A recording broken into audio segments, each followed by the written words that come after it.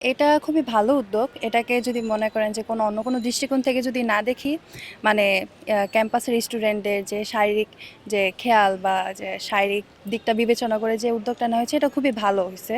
তো মানে যারা যদি একটু মধ্যবিত্ত বা একটু গরিবদের, যারা একটু গরিব বা নিম্নবিত্ত আছে, ওনাদের কথা চিন্তা করলে যে ওনারা টাকার কারণে অনেক সময় এরকম চেকআপগুলো করতে পারে না। তো ওনারা ফ্রিতে চেকআপগুলো করতে পারতেছে।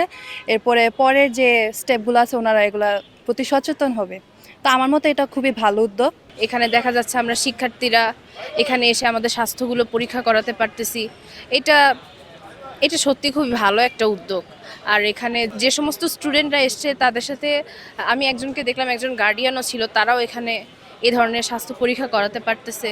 তো আমি মনে করি বিশ্ববিদ্যালয় পরিবেশে এই ধরনের উদ্যোগগুলো নেওয়াটা সত্যি খুব দরকার। বিশ্ববিদ্যালয়ে আমরা যেটা দেখি, যে আমি তো রোকেয়া হলে ছিলাম, যে হলের মধ্যে একটা ডিসপেন্সারিও নাই। আর প্রাথমিক চিকিৎসা তো বাদই দিলাম। আর আমরা আমাদের যে শহীদ মুর্তজা যে মেডিকেল সার্ভিস সেবা আছে, এটা তো জানেনই। ওখানে তো আসলে এরকম শুধুই প্যারাসিটামল বা গ্যাস্ট্রিকের ট্যাবলেট আর হচ্ছে দুই একটা নাপা ছাড়া কিছুই নাই।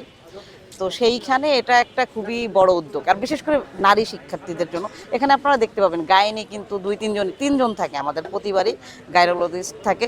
আপনি যে হলেই অবস্থান করেন না কেন, আপনার হলের গেট খুলুক আর না খুলুক, আপনাকে আমরা বিনামূল্যে ওই টেলি মেডিসিন সেবাটা পৌঁছে দিচ্ছি। এটা কিন্তু এর আগে কখনো হয় নাই।